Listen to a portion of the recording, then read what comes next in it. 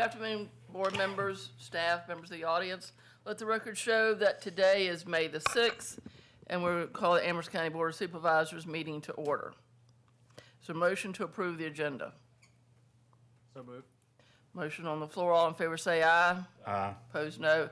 We will now be led in the prayer by Mr. Drew Wade, and Mr. Martin will lead us in the pledge. Let's pray. Dear Lord, we come to you today to give you thanks for the beautiful day you've provided us, Lord. We ask for your guidance as we take on the matters of the county tonight. And Lord, we ask for your protection over our law enforcement, our emergency service personnel, our military, and all our leaders in this great country, Lord. We just ask for, like I said, your guidance as we take on everything tonight, Lord, and let everything we do bring glory and honor to you. In Jesus' name, amen. Attention, salute, pledge. I pledge allegiance to the flag of the United States of America and to the republic for which it stands, one nation, under God, indivisible, with liberty and justice for all. Thank you, gentlemen. We'll now open this up to citizen comments. We have one person signed up, Mr. Marks. Such a pleasure to see you again. It's so good to be here. Just watch my tax dollars at work. It's just, I love it, okay? I would like thank you. I'm going to be, unusual for me, I'll be brief, okay? Do it. Because I know as much as you like me, Madam Chair, you would not let me run over 3 minutes. I want to talk this evening a little bit about the Gateway Project. So good evening, Madam Chair, members of the board and staff. My name is John A. Marks, Jr., and I reside in District 5. This evening, I want to discuss the Gateway Project, and since I only have 3 minutes, I'm going to touch on basic points, no details. My records indicate the Gateway Project has been the subject of discussion with the Amherst County Board of Supervisors since at last November the 22nd, 2022. The Gateway Project is the parcel of land in the area where State Route 210 intersects State Route 163, which is Old US 29. The Board of Supervisors has committed $3.5 million of taxpayer money to the project. $1 million from the ARPA grant, $2.5 million borrowed by the Service Authority with the support, with the anticipation that the Service Authority revenue from the project will support the long-term debt service, and if not, the county will provide the difference. This is based on a commitment from the Board of Supervisors, and I'll support this support agreement that says, and I quote, "If at any time revenues are insufficient or expected to be insufficient to make any of the payments referred to in paragraph 3 hereof, Amherst County Service Authority shall notify the county administrator of the amount of such insufficiency, and the county administrator shall request a supplemental appropriation from the board in the amount necessary to make such payment," end of quote. As I speak, I am not aware of a formal written commitment by the developer as to when construction will start, what the project will consist of, the rate of construction, and anticipated date of completion, or if the project will ever materialize. Consequently, the county has no way to determine at which time in the process, if ever, the projected revenue will cover the long-term debt service. Several important events will soon occur. First, Service Authority timeline requires advertising for bids on 5/22/25 for the force main and the pump station, with construction to start in 3 months. Second, by March 1st of 2026, permanent long-term financing must be placed for the $2.5 million loan, which I suspect will equal about 1 penny on the real estate tax rate. I believe the key to successful completion of this project is a written commitment from the developer as to what he's going to do and when, along with a memorandum of understanding between the Service Authority and the developer, along with consequences for non-compliance. I would urge this board to temporarily halt work on this project and, in conjunction with the Service Authority, make a thorough assessment of the project status as well as a reassessment of the board's position. Thank you. Thank you, Ms. Marks. And just to be clear, what you just gave us was a statement of opinion. You're not asking for any information or any FOIA request, right? This is not a FOIA request. This is just a statement of opinion. Thank y'all. Thank you. Thank you, Mr. Moore. Thank you. Is there anyone else here wishing to speak? Seeing and hearing none, we will now close citizen comments and move on to the consent agenda. Board members, do you have any questions? Madam Chair, I had talked to Mr. Bryant this morning about the consent agenda, and I just had a couple questions in reference to some grants, and I think Ms. McConnell from the school system is here. So I do, before we just wholesale approve the consent agenda, I would like to get some clarification on some of these grants, if I may. Absolutely. So, do you want me to lead off with this, Ms. Yes. Tucker? Okay. So when we get down to the, let me get to this because I'm in the wrong section of the, bear with me. Kim, thank you for your patience with me. So there was two separate grants in the packet, correct, Kim?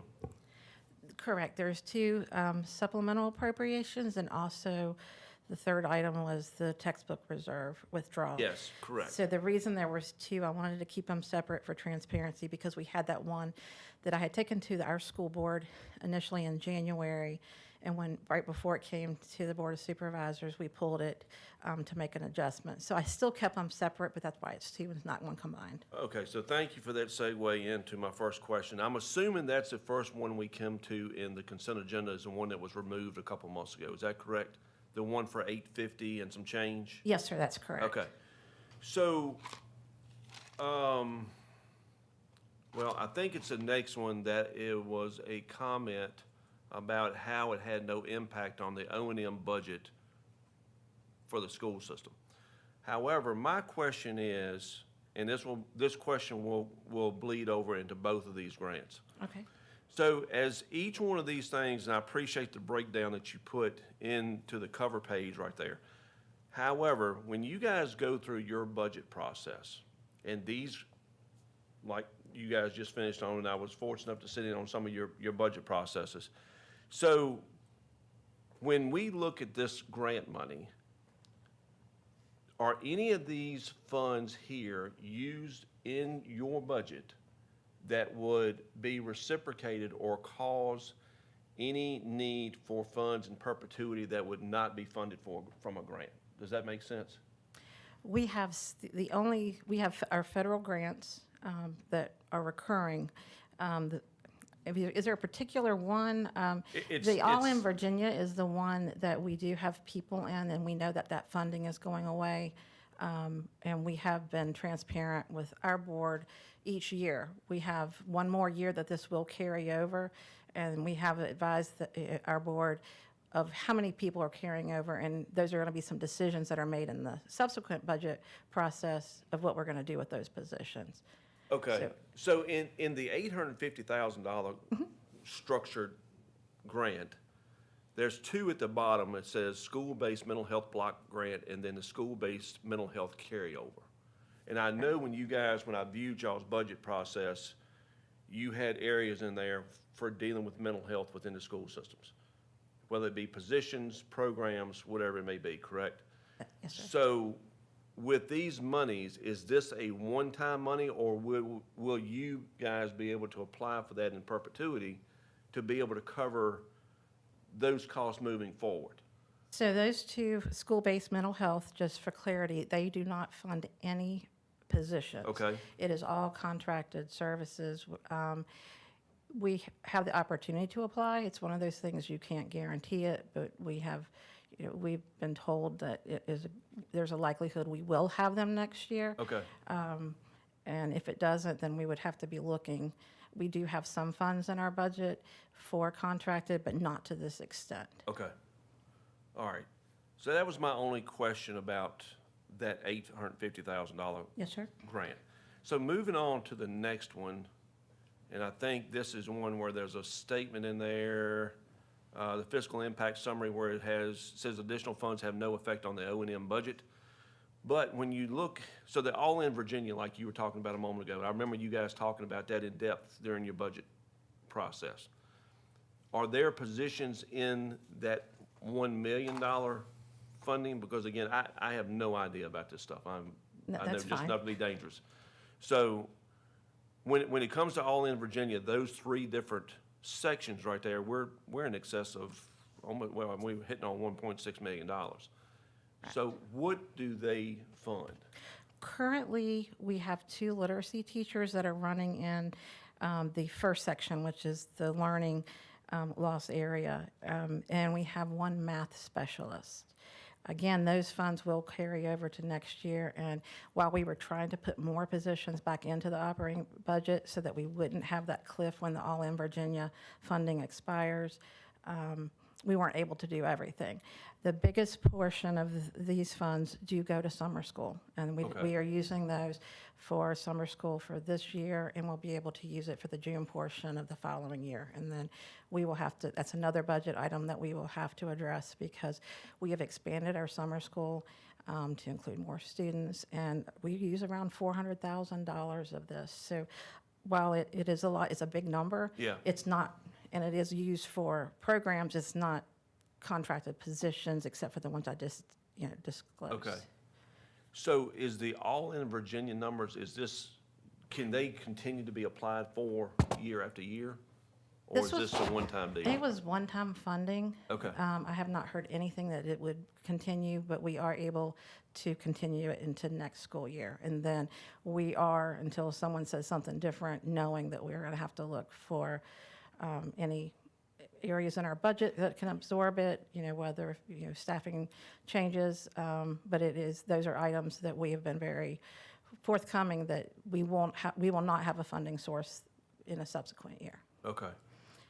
For the Literacy Act, that was, 260,000 of that went to our textbook adoption for the K-5 literacy. And it does have a .5 literacy specialist that's funded in that Okay. grant. The chronic absenteeism, it funds an attendance officer and also a homebound instruction coordinator. We were able to move the homebound instruction coordinator into the budget for next year, but it will continue. We are anticipating the attendance officer carrying over. So it is, it's still positions, it's still, people that are depending on this job, and it's also positions that we need, but it will definitely be something that will impact the budget going forward. Okay. So I guess that leads into my follow. So I think you just, but I want to make sure, just for my simple mind, understand, even though it's showing in here where we're approving it in fiscal year FY '25, these funds will bleed into FY '26. Yes, sir. Those are allowed to carry over 1 more year. Okay. So we will defer whatever is not used, and then we will bring that back next year, and that will fund those positions Okay. in summer school. Okay. All right. Thank you for your time and your No problem. clarification with that. I like to understand when we're looking at big numbers like this. Absolutely. So, Madam Chair, that's all I have. All right, thanks, Chris. Yeah, thank you. I think that's all the education Thank you. questions we've got. Thank you very much. And I know Stacy's at a conference, is not here, but perhaps you can answer this, Mr. Bryant.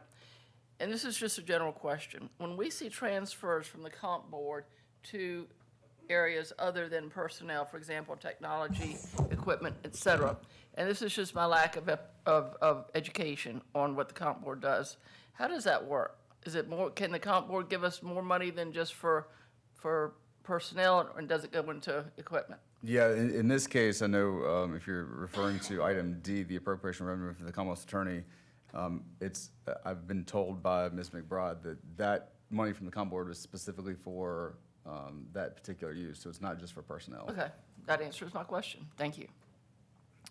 Madam Chair, if I may interrupt one more time, and while Ms. McCollum is still here, that next one, Kim, dealing with the textbook that you just mentioned, and I should have asked you about it when you were up here, but that 1.3, I see where you have an account, but I'm looking at, and I may have to ask you and the treasurer to tag team this. Is that account set aside? Never mind, I just found it. and this is in the treasurer's report that we're gonna get to later on. I'm assuming this is the same one, correct? Yes, sir. It's, Okay. And is that structured to where we're drawing interest off of that? So that $33 is real? That's very discouraging. Okay. I was hoping that was a typo. Okay. So how often do you guys have to pull from that reserve fund? I've been here 3 years, and this is the first time that we've pulled from it. The state gives us funding. We have a required local match. We use that, we are able to use that to fund your instruction, well, obviously your textbooks. It can go to your instructional materials, it can go to your Chromebooks. Any excess, we are required to carry that over, and that's where it goes into the account with the treasurer. And we build that up so when we have those large textbook adoption purchases. Okay. And was it 375, I'm trying to read through this quickly, but was that 375 you're pulling from reserve being used to help balance the budget? No, sir, we had a textbook adoption this year. Okay, and so this is in- just to fund the additional costs associated with that? Yes, sir. Okay, all right, fair enough. Promise I'm done now, Madam Chair. All right, are there any other questions on the consent agenda? If not, is there a motion to approve? So moved, Madam Chair. Motion on the floor. All in favor say aye. Aye. Opposed, no. Consent agenda is now approved. We'll move on to old business, which is our operating budget, capital improvement plan, solid waste fund budget for adoption. As I said, Ms. McBride is not here. There's really nothing else to discuss. You've got a motion, a recommended motion here. If there's any questions, I suggest that we direct them to the county administrator.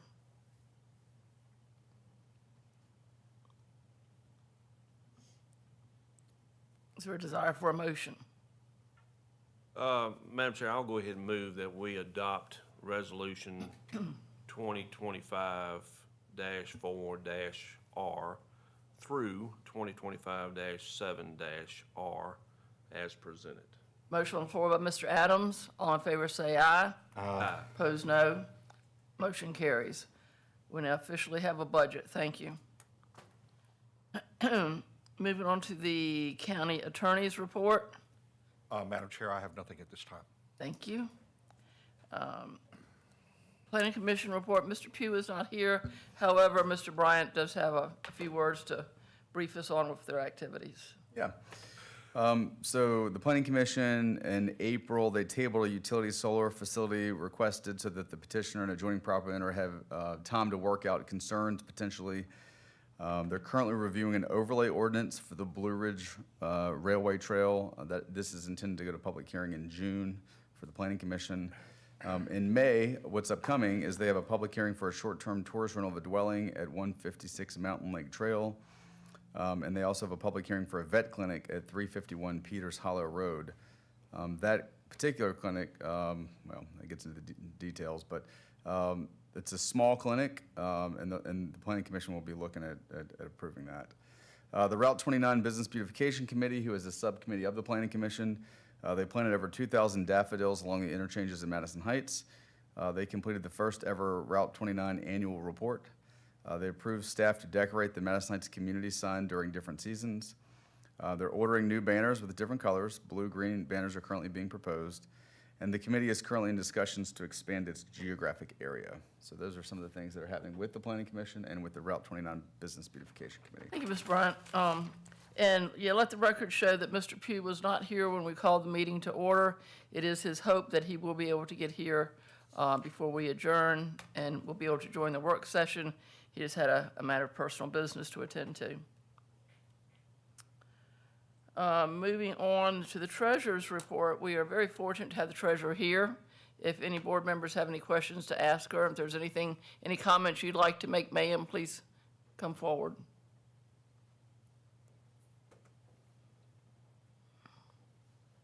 Welcome, good to see you.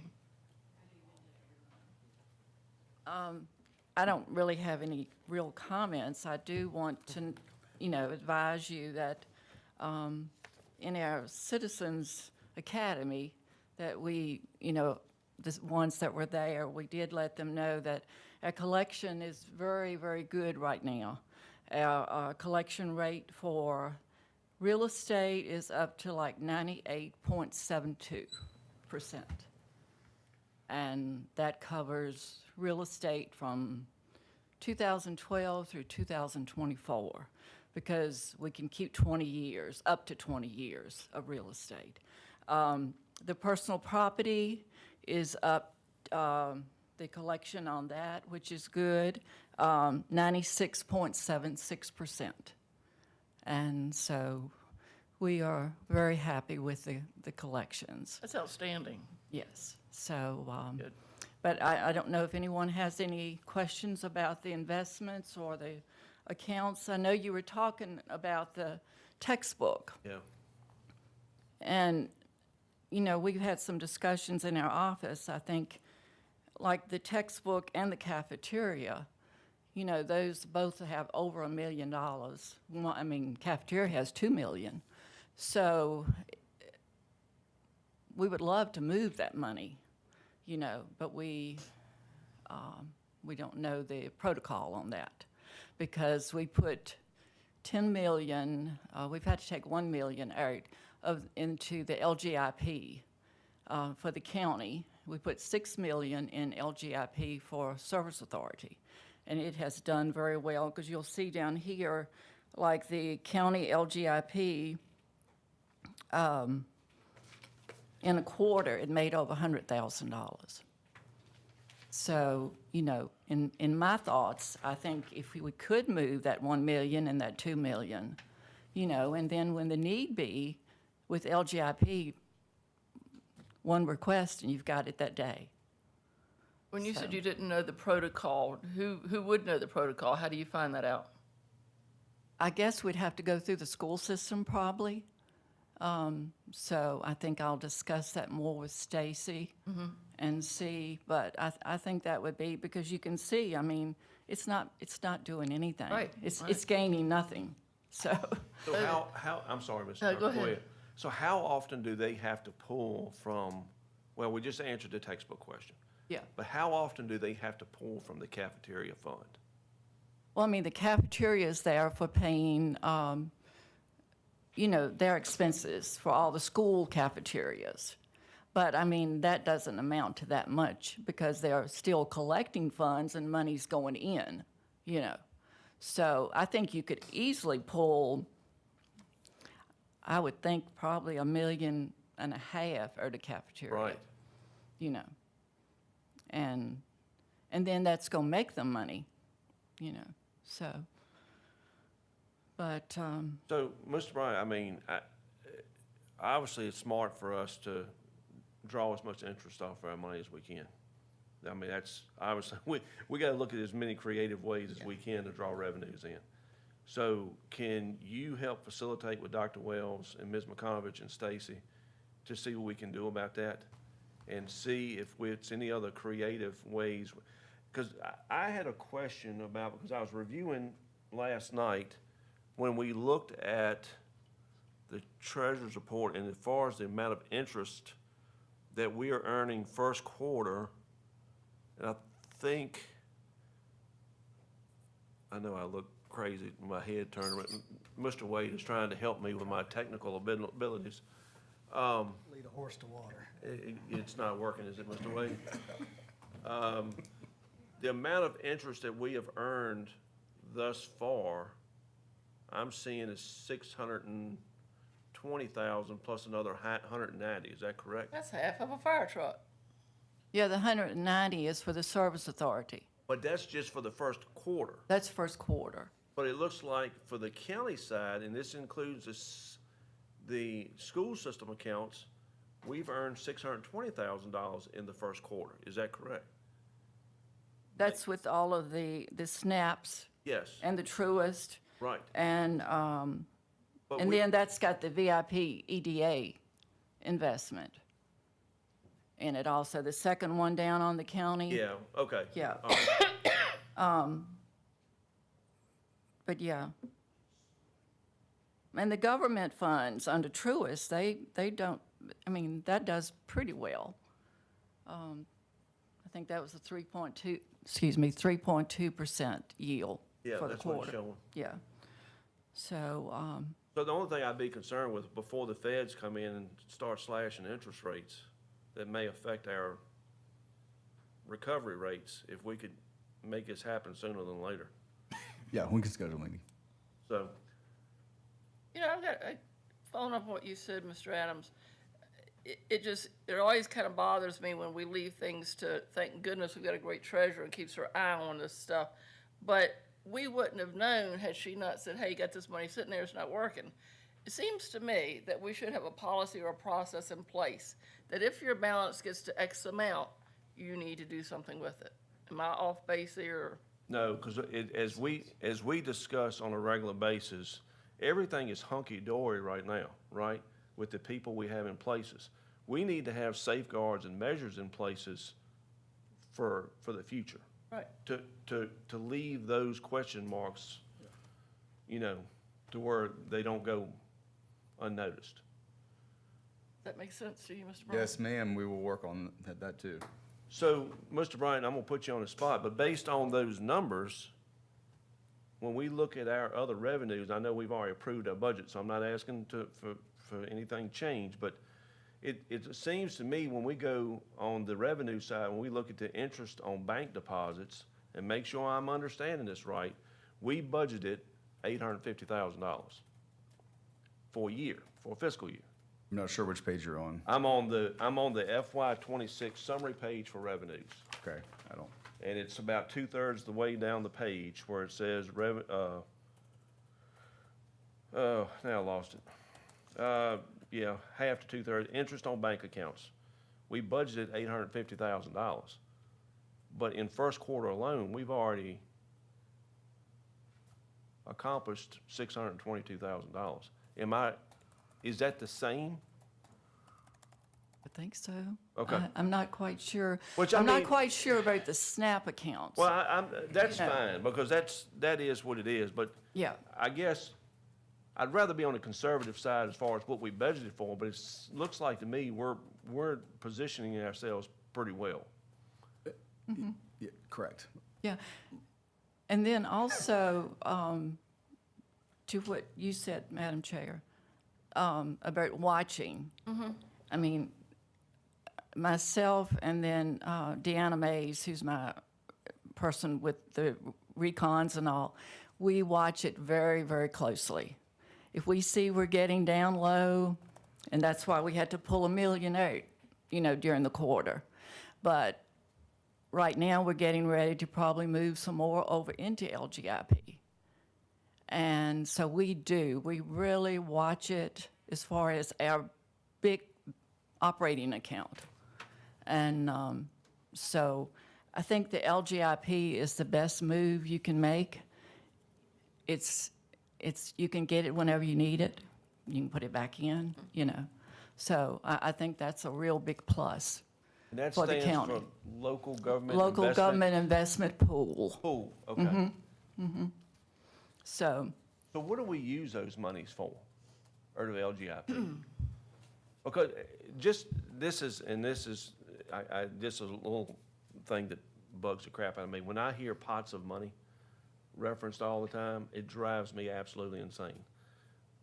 I think we need to understand what all these pots of money are, to where what it's doing to work for us, how we can invest it, because I want it to be transparent for the public that's watching these meetings. It's, you know, they know that we're being fiscally responsible with their money.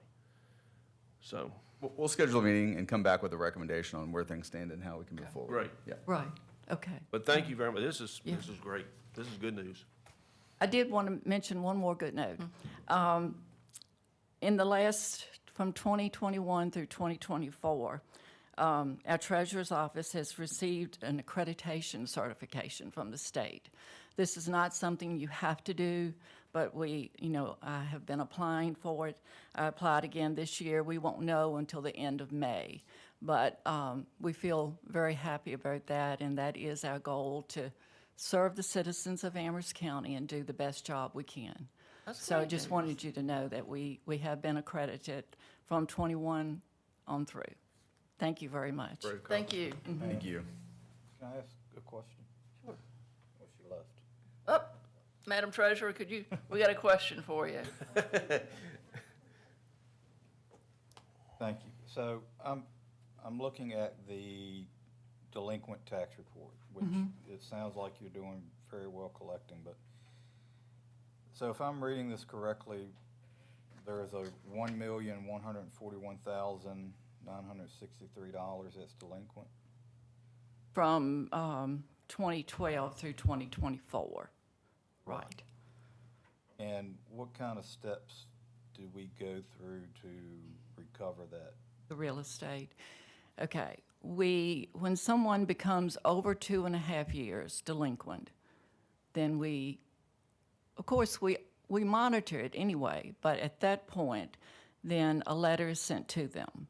And I ask them to give me a call or come in to see me, and then we can work out an agreement. And most of the time that works. And then we set up an agreement, and it can be up to 72 months that they can pay against that agreement.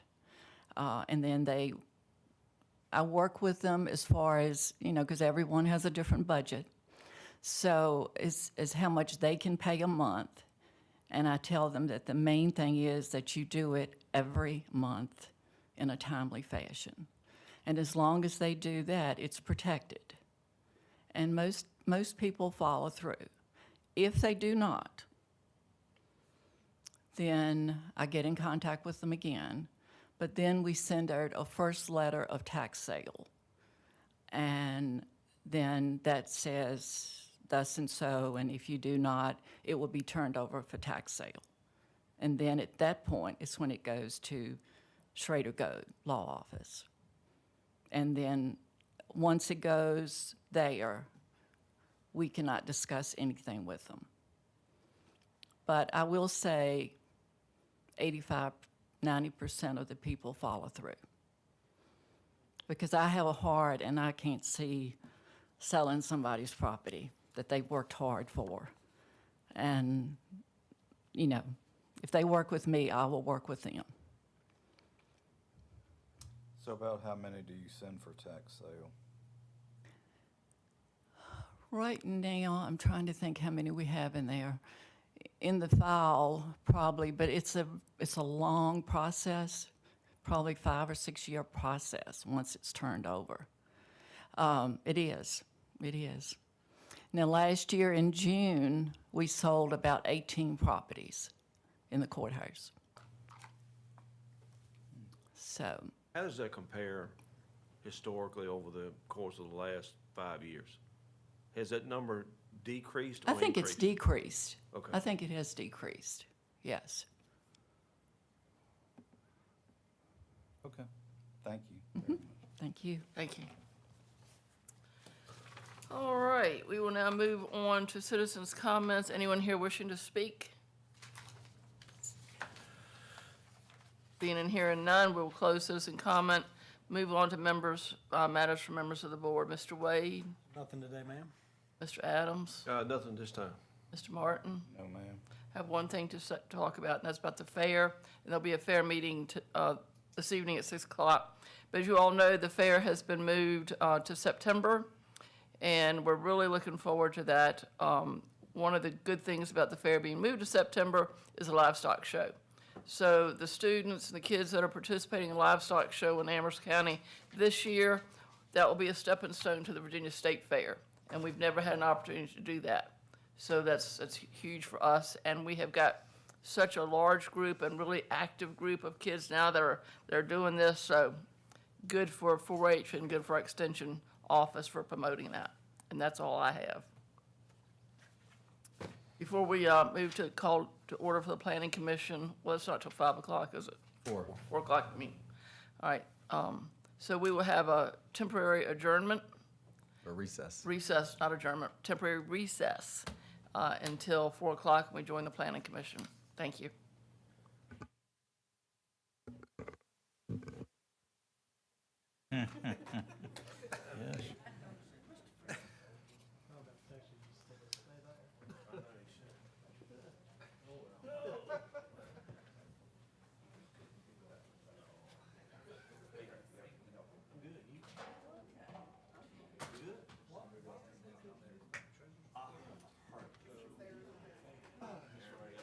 Tell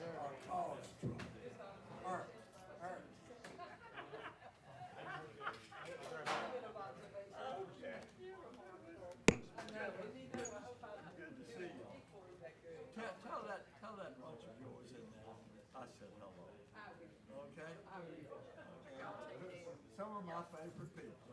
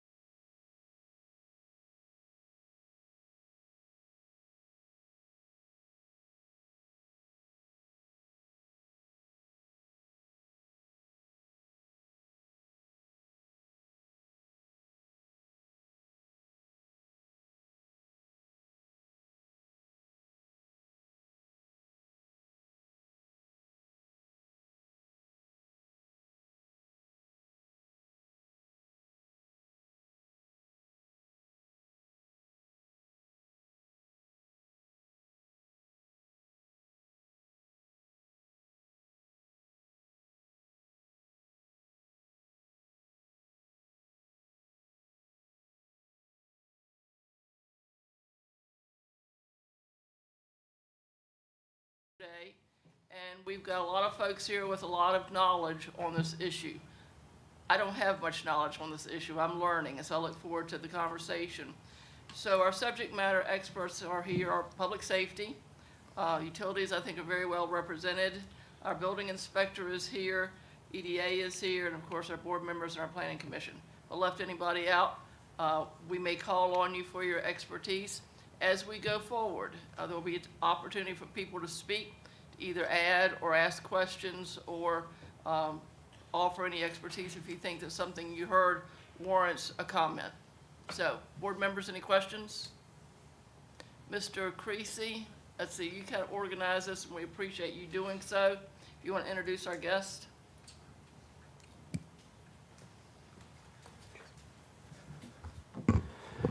Madam Chairs of both the Commission and the Board, good to see you all, Commission, Board as well. Today we also, as you mentioned, we have the utility company here. We have Austin Jeffries with AEP, and we also have Paul Rogers with ESRG. That is a private company that specializes in fire safety regarding battery storage projects and other energy projects. They have no presentation to provide to you, but more of a discussion to talk through what this type of use is, protocols for maintaining a safe environment around them, and to protect the neighboring areas. In the packet, staff has drafted an ordinance. I know you mentioned we did not have one in place. However, just so that you're aware, there is a drafted ordinance so that you all can go by if that's helpful during your discussion. And as you mentioned, we also have public safety and our building official here as well for any more technical questions. So at this time, we could bring up Mr. Rogers with ESRG to get this discussion started. Thank you.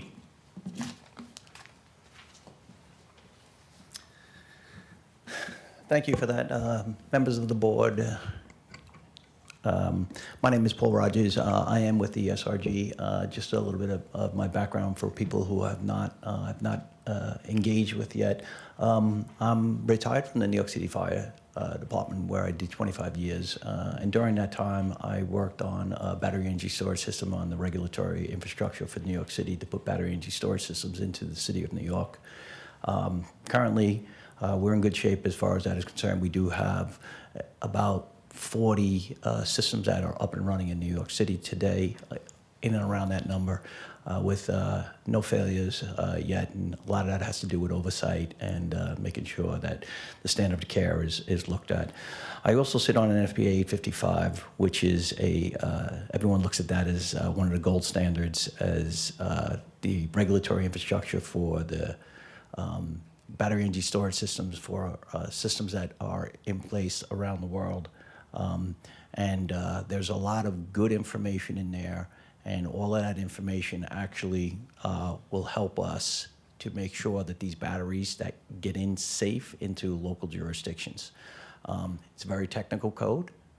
Usually we spend some time with the code officials that are actually reviewing the submission, because a lot of stuff that comes in there they're not exactly familiar with. So it does take some time to sit down with the people that are reviewing the submission to make sure that they fully understand what they're looking at that particular time. But I think it's best that I kind of throw out to you. Do you have any questions at this moment, or I'll continue to go on? Is there any questions from anyone on the board at this particular time? We're good? Okay.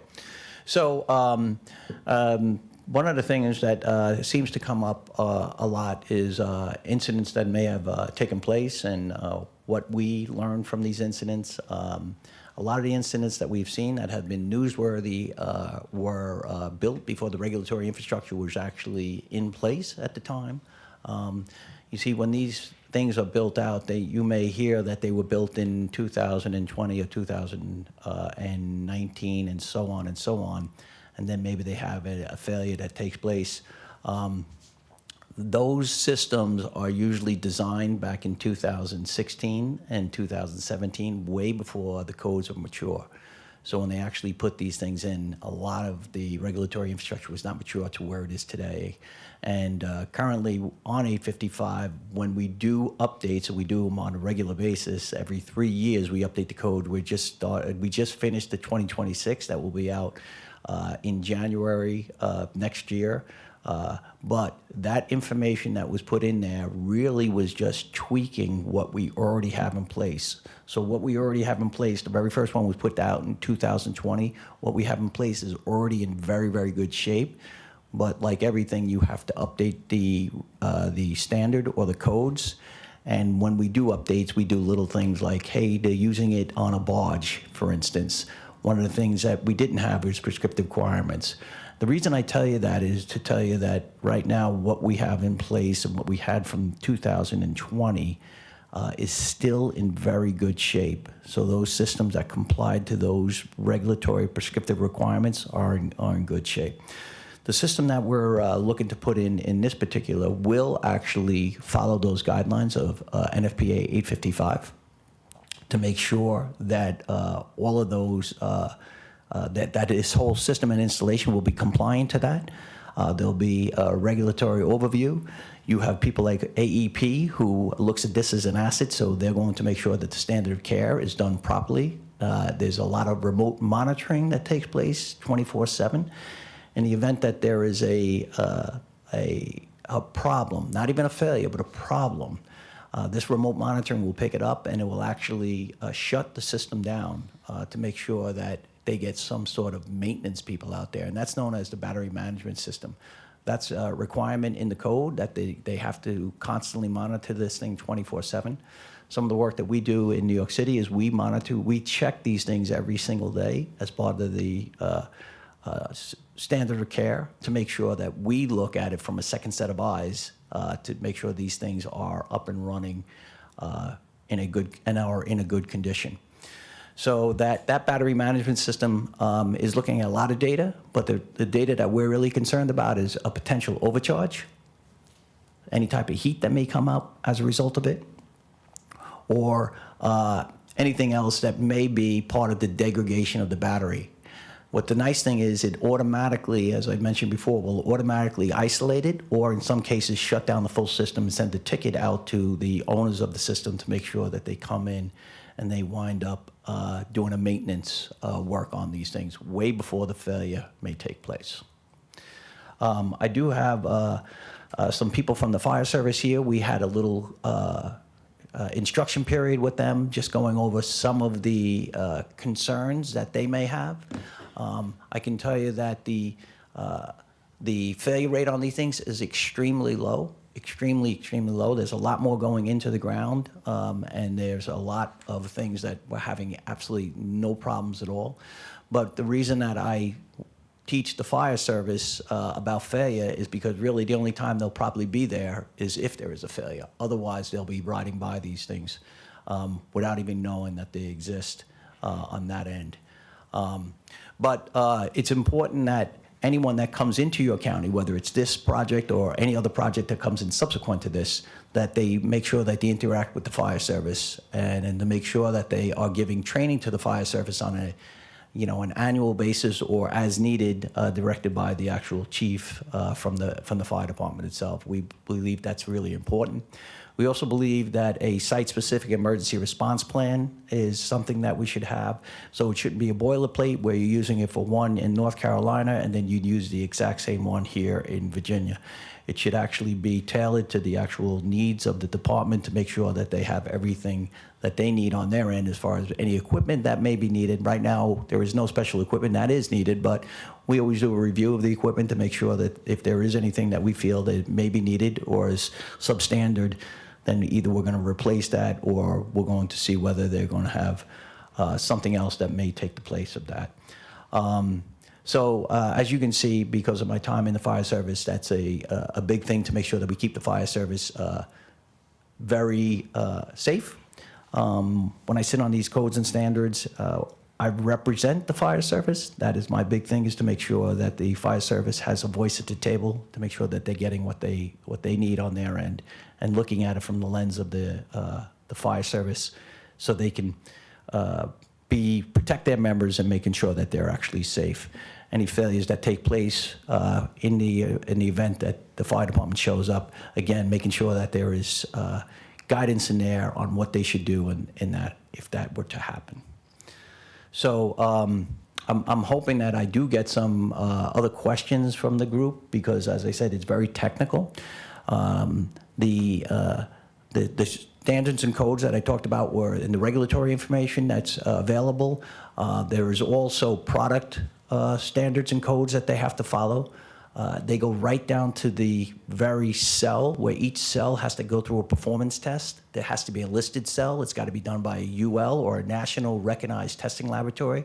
All of that testing has to be done prior to actually building out this energy storage system. From the cell, you have what they call a group of cells, which lead into a module. That also has its own listing, and it also has performance criteria before it gets its listing on that. So you can see we start down at the very, very small cell into the module, and then from the module into the rack until the full enclosure.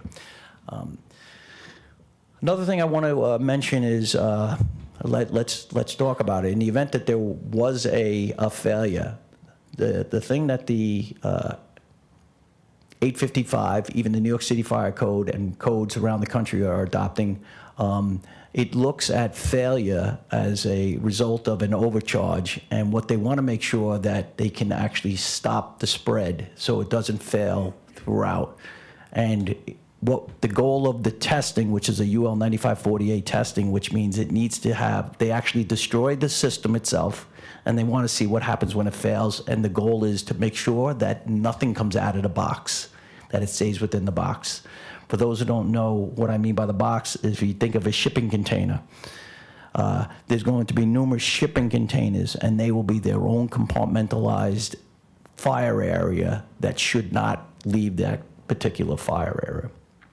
And that's the key to Fire Protection 101, is to make sure that everything stays within that one particular fire area and it doesn't propagate or spread outside that particular fire area. And that's a big key to safety.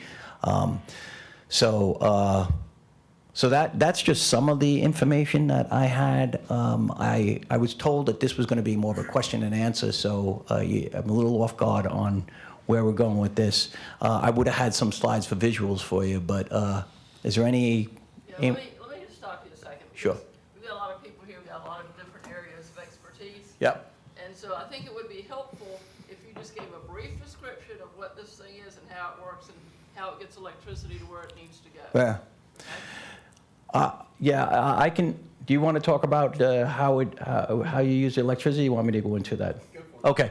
Yeah. So again, I'm here for the fire safety, but here's what happens. You think of a shipping container. The shipping container is interconnected with other shipping containers, right? You'll have numerous shipping containers that are inside of inside a perimeter, and that will actually store energy to be used at a time when it's critical, a high demand in the actual grid.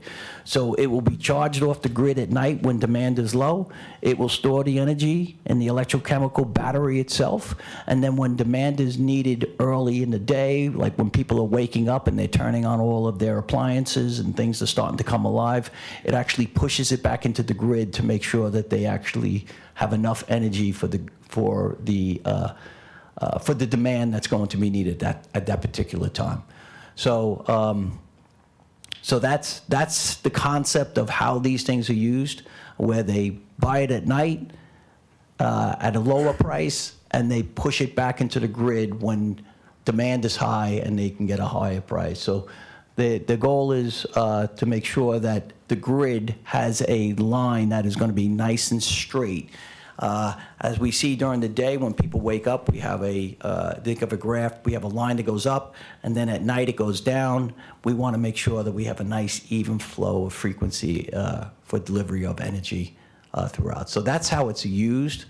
Again, I was here more for the fire service. Is there other questions that you may have on the use of it? That's a use case. I know one more I would turn over to our board. You made a statement, a lot of things going into the ground. What does that mean? When you open your Oh, what I meant by that is a lot of the systems that are actually going into, they usually put them on ground. They don't usually put them into a building or anything like that. They go into a ground itself. They're usually on a pillar itself, a cement pillar, a pad. Yes?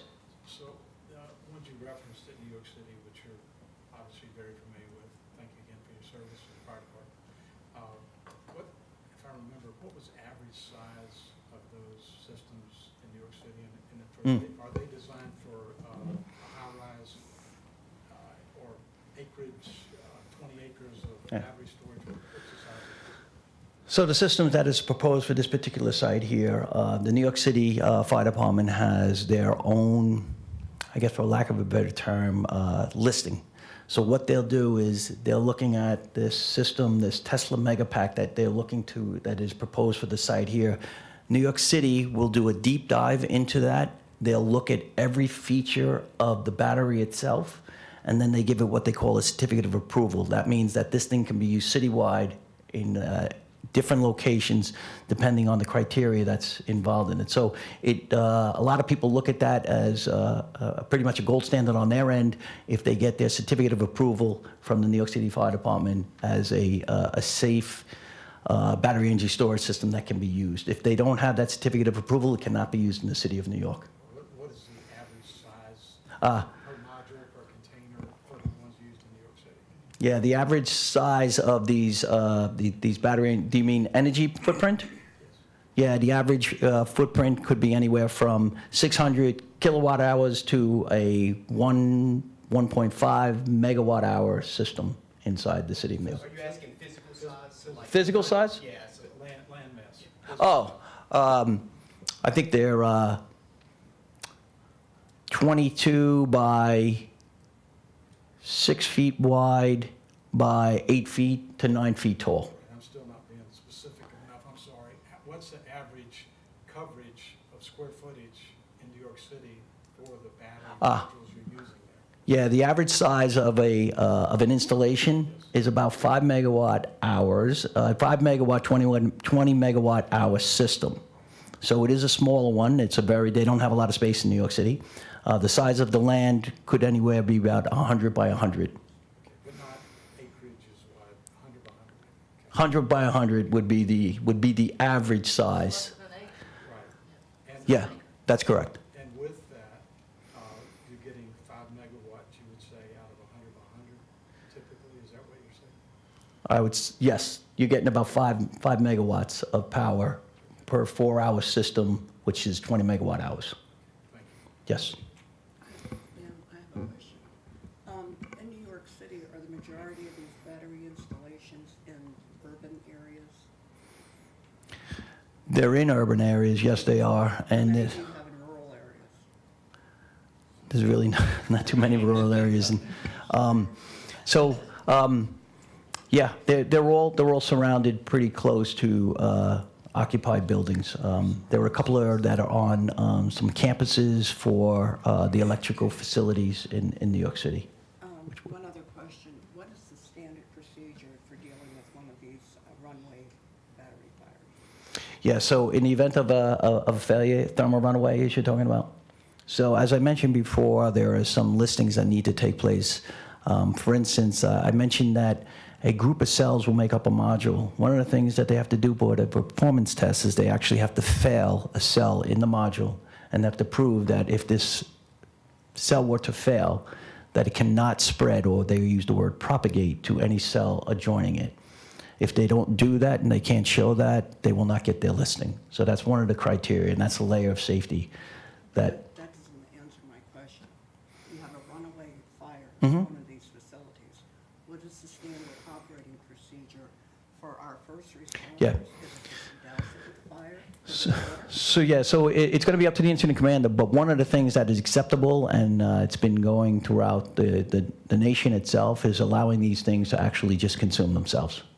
That's very typical of what we've seen, and we've seen a couple of incidents that have taken place where they just allow it to consume itself, and that's not uncharacteristic of what we do with other things in the fire department. For instance, if you had a leaking propane tank And if you couldn't close the tank itself, you can burn off the system, so you burn off the contents of the energy by just allowing it to be flared off. That's typical. Would that trigger mass evacuations? No. We don't see any reason for any type of evacuation for products of combustion. As a matter of fact, in all my years in the New York City Fire Department, for products of combustion, we have never, I'm not aware of any evacuation, except for the building that may be on fire, obviously, and maybe the adjoining building. Are you familiar with the Moss Creek Landing? I am familiar with Moss Were Landing. there evacuations? There was reported evacuations on that, yes. 5 days? I heard that, yes. Yes. Okay, thank you. Yeah, I was gonna follow up on that. I have a lot of questions, but since you're the fire guy, I'll ask you fire-related stuff. So, Ms. Gamble referenced the Vista Energy at Moss Landing. You mentioned that kind of the gold standard was 2020 year. This facility opened in December of 2020. So was it built under an old standard, or was it built under the 2020? Yeah, it was built under an older standard at that particular time. Again, there's a lot of information that I'm not privy to, whether they were actually gone through some large-scale fire testing to prove that these systems were safe. So I don't have that information. But at that particular time, that testing was not available when they were first doing the design of this. You mentioned the kind of Connex box, Mhm. batteries, and they're all interconnected. So I think what you said, or at least what I heard, is that if one of these things lights up, thermal runaway, whatever, these containers are designed to contain the fire? Is that what you said? Stay within the box, or stay within in the container. So you're saying that that container will not fail to the amount of heat that these batteries would generate? To the amount of heat that, I'm sorry. Well, obviously, there's gonna be a lot of heat if the batteries catch on fire. Yeah. You're telling me that the Connex box isn't gonna fail? Yeah, that is correct. As a matter of fact, Tesla did that test. They did. They went above and beyond the actual required testing. They put their full system into a burn, and they showed that even if this thing were to fully catastrophically fail, that that heat would not transfer to the adjacent container that would be right adjacent to it itself. They proved it. That's available on an engineering report, and that can be made available. Yeah, I'd love to see that. And yeah, so if the containers won't fail, which I find hard to believe, but if they won't, I mean, are they airtight? Because obviously there's byproducts of combustion, right? And that's what led to the mass evacuation. Well, I won't say mass. I believe it was about 1,200, 1,500 homes in California. But, you know, if these things burn and the standard procedure is to let them burn, obviously there's stuff coming off of it, right? Mhm. That's not good for our citizens to breathe. So, I mean, I'm having a hard time following you that there's really, I mean, you make it sound like there's really no danger to these things. Which I get it, they're kind of, you're proposing one out in an industrial park, it's kind of away, but we do have a town nearby, Mhm. right? So it kind of seems to me you're downplaying the risk more than maybe we should be. And you mentioned the Tesla packs, and you mentioned New York City standards. I'm interested in what's Amherst County standards. What is Amherst County gonna get, all right? So, I mean, is it the same battery pack? How does all that work? If they do get the Tesla Megapack 2XL or the 2X, it will be the exact same product. They don't make different products for different locations. They use the exact same product. Another thing, and I do want to go back to the Moss Landing one, because that was a dedicated use building. That was a repurposed building that had open racks, had no compartmentation, and that continued to burn as a result of not having the compartmentation. There was nothing to actually stop the transfer of heat. and that particular one, the people that were evacuated, I'm not going to doubt the incident commander on that one at all. That was a choice made by them. I have personally been to fires that were actively burning, and I was maybe 500 feet from the actual systems themselves. I've been to I've been out to California on another incident that had taken place in the middle of a highway. Again, no personal protective equipment, just like this.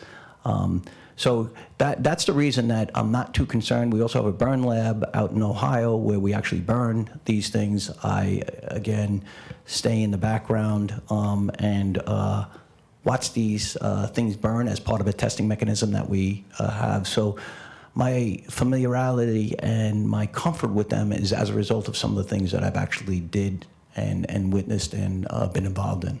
So yeah, that's why I'm not. What I can tell you is that there is a paper that we can share with you that was just put out by American Clean Power, which kind of mentions that the products of combustion are similar to what we see in structure fires.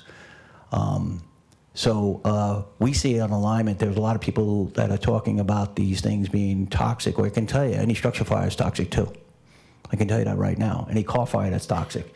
If you put on anything that burns that's giving off products of combustion is going to have some sort of toxicity involved with it. So I don't want to downplay that at all, but I do want to look at some of the results of incidents that have taken place that it can align with this, where the boxes had gone on fire and there was no people that reported that went to the hospital, no people that reported that we're aware of that called 911 for any type of distress, for any type of lung issues or anything of that sort. So we're not aware of that at all. In New York State, we had a couple of incidents that have taken place.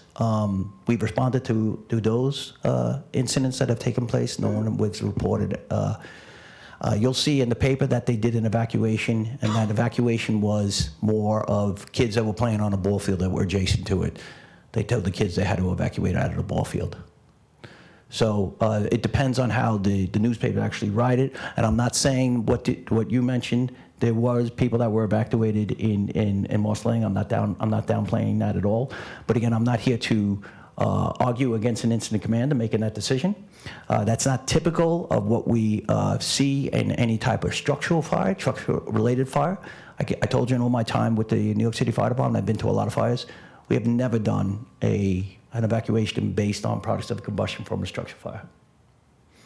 And that is a pretty close quarters, not in an area that is demarcated from any of the living quarters of these particular houses.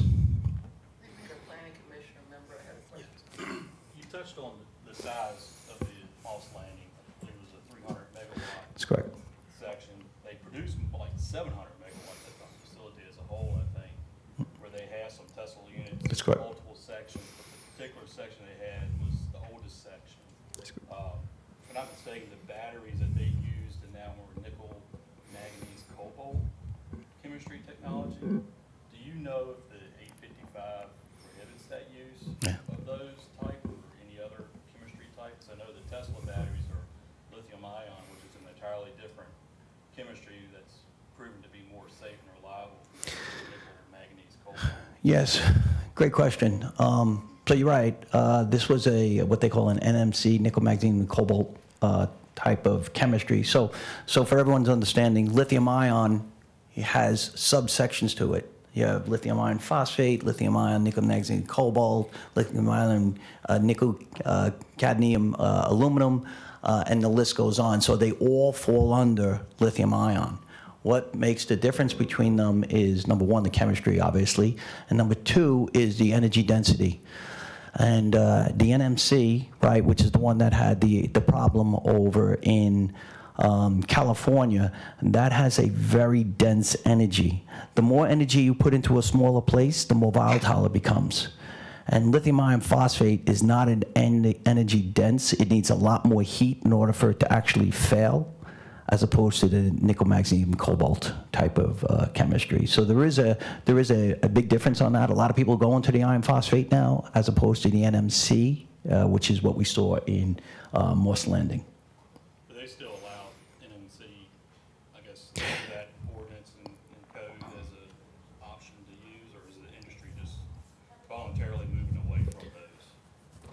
So the NFPA just looks at it as lithium ion. They don't get into chemistry at all. But the industry as a whole is moving away from that and going to iron phosphate. What did you learn from the Moss Landing incident? So there's a lot of still information that needs to be gathered. They don't even know how it started yet. The root cause analysis hasn't been performed on that, and I'm sure there's going to be a lot of eye poking on that, on who did what and what caused the fire. But I can tell you that I was looking at some of the data that was being produced in real time, and the data that I saw didn't seem as bad, and I was kind of wondering, how they were doing the data. So they had a private company that was roving around taking air samples throughout the whole area itself. They were going on wind direction, so they were trying to go to the most affected areas. And I didn't see any numbers that were actually too concerning from what I saw. Again, as you get further away from the point of origin of it itself, it's going to actually dilute.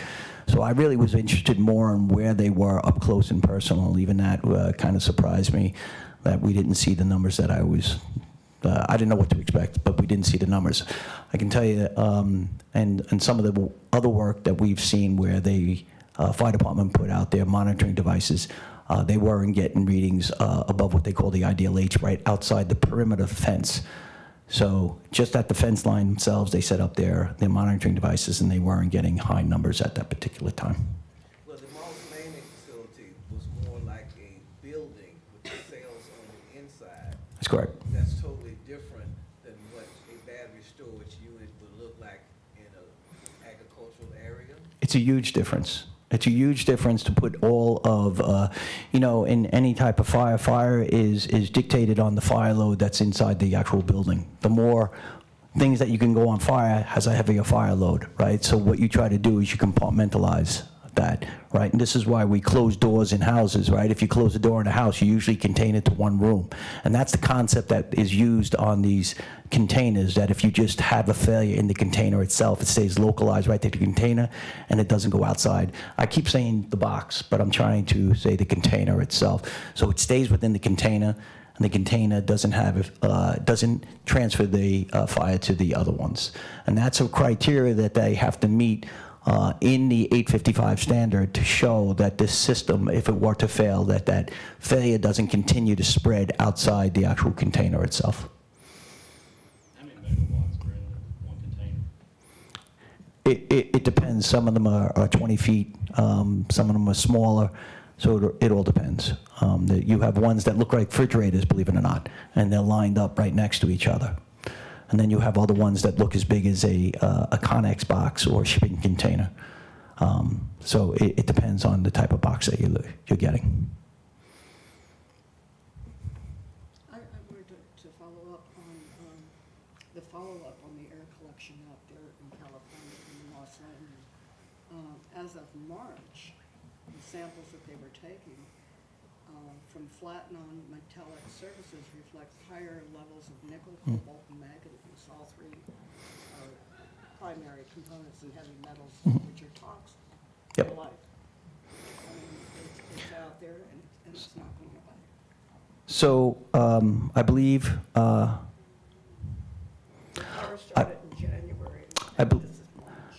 Yep, I believe that the EPA has actually also did some testing on that, and they said that there was nothing that was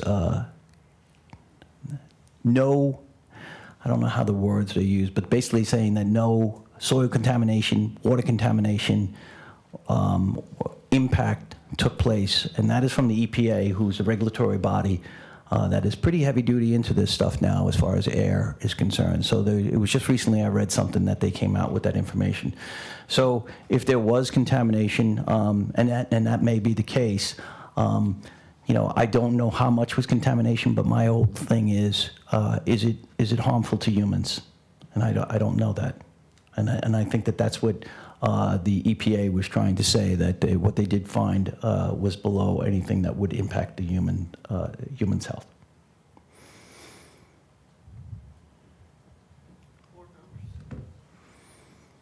Do you have something?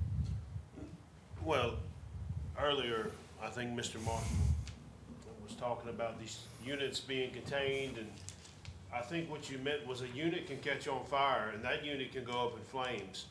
But if there's a unit beside it, that unit's not supposed to catch on fire. Is that what you were saying? Yes, I'm sorry if I didn't explain that correctly. That's exactly what I'm saying. All right, They have to test to that and validate and prove it. okay. So they destroy this system and put it on fire. Yeah, and as far as contaminants go, yeah, I would say that anytime you have heavy metals in the air, whether, I mean, it does pose a health risk. I mean, there's no denying that. In my opinion, I don't think you can change my mind on that. If you read these articles and different things that are online, it is a fire risk. There's many of these fires that have been in Massachusetts, New York, different places like that.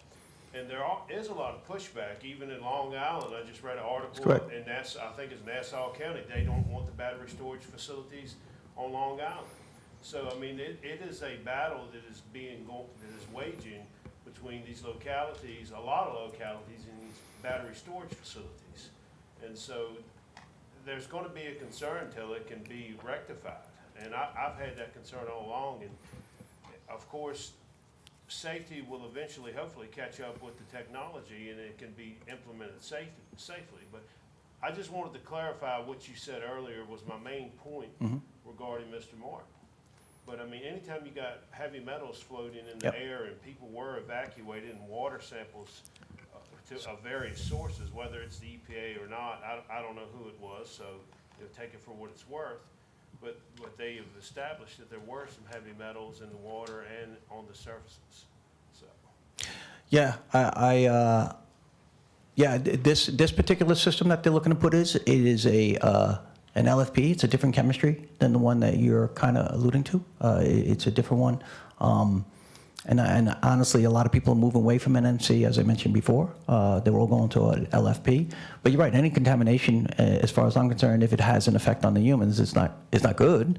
You know, I'm not advocating that's something good by any means. As far as incidents or things that are going on in New York, a lot of that is being driven by the consumer products having a failure. So we see a lot of e-bikes that are having failures inside the city of New York, and we see batteries, and then sure enough, they come out with it's a lithium-ion battery fire.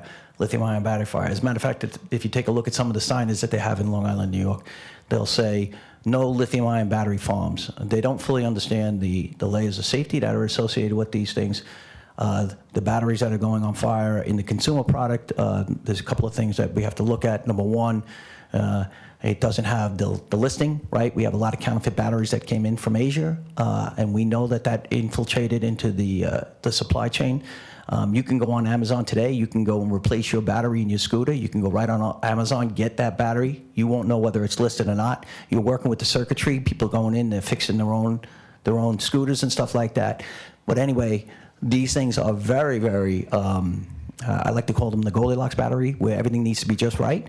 If you mess with them, you're going to have a problem with them. And this is why I said in the beginning that the standard of care is instrumental to make sure that we have a system that is safe, that standard of care is kept up on a yearly basis, and it's reported back to the local fire department to make sure that they're aware of it.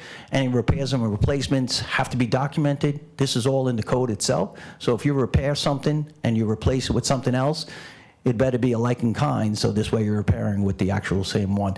And all of that stuff is baked into the code already to make sure that the standard of care is done properly. It's got to be documented, and again, it's got to be shared with the local jurisdiction to show that they did this moving forward.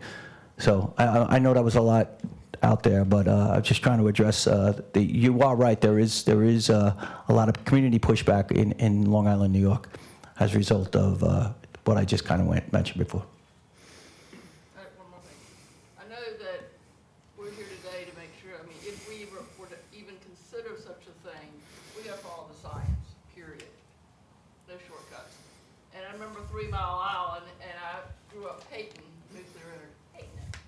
Now we're at small nuclear reactors, and I'm thinking, okay, there's a lot of good answers there. So technology, and it does come a long way, but we just want to make sure that we get good information, and what we do and what decisions we make are based on science. That's why we've got all these smart people here.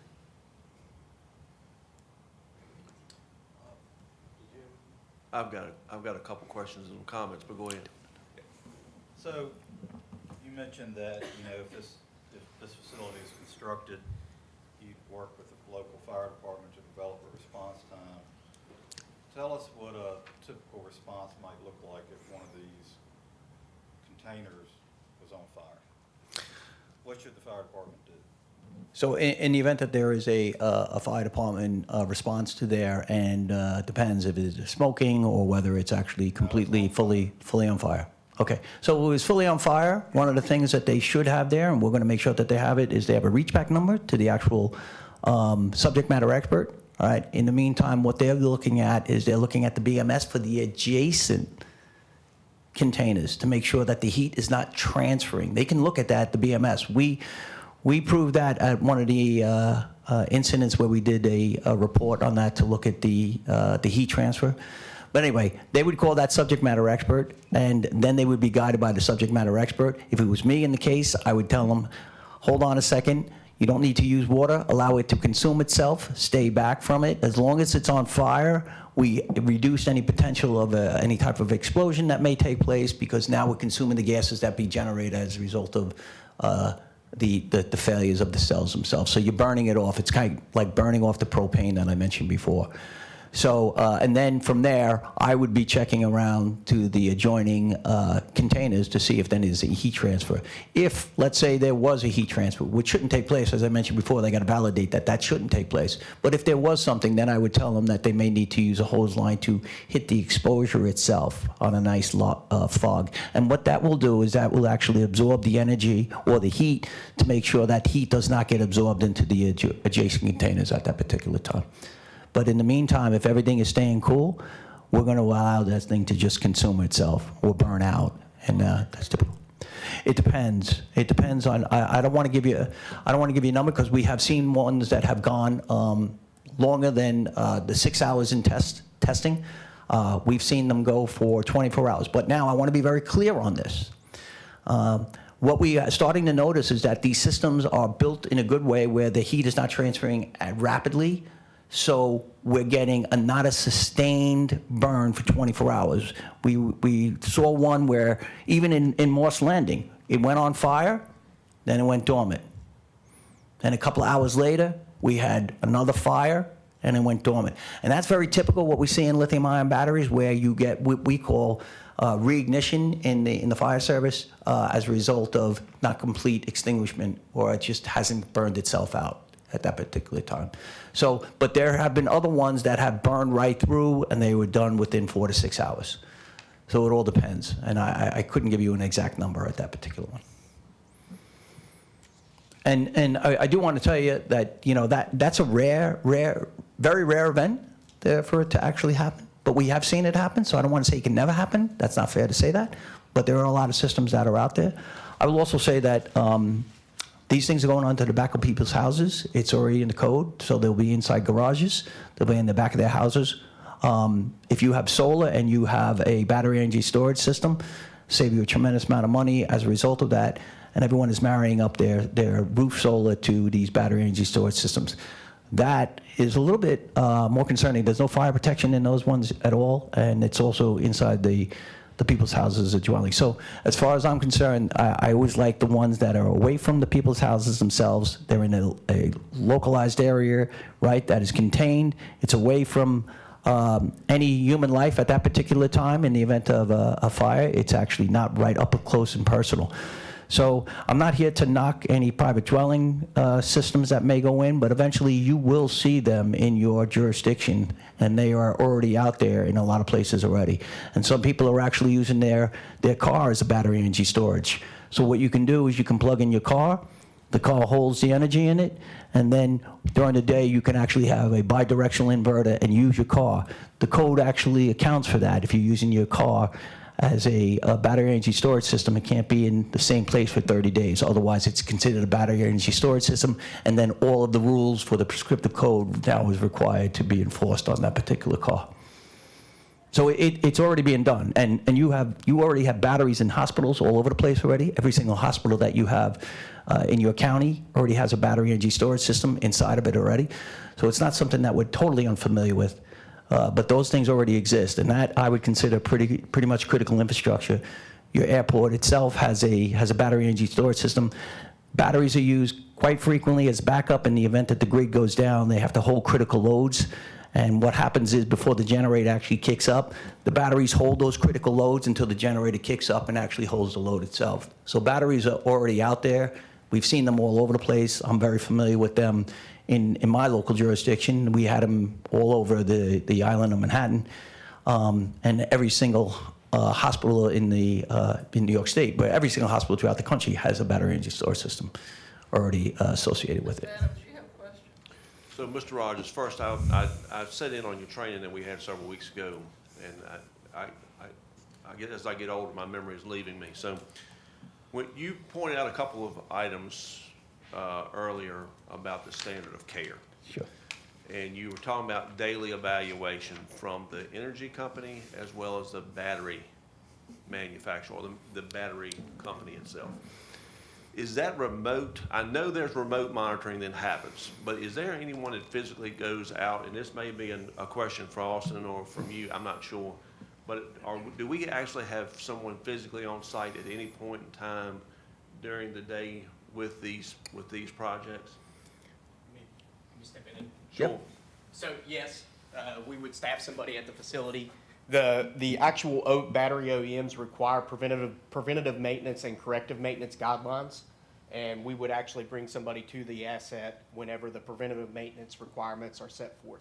Some of them are weekly inspections, some of them are monthly inspections based on the specific battery manufacturer. So yes, there will be somebody that would go to the asset.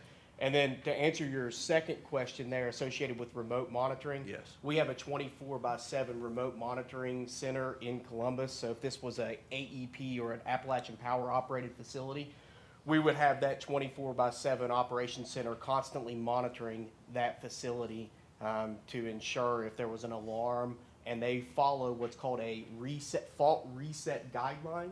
So in the event, let's say an alarm would happen, they pull up a playbook and they know, I call this person responds, and then my next call would be to either a first responder or something, or another locality person within the area.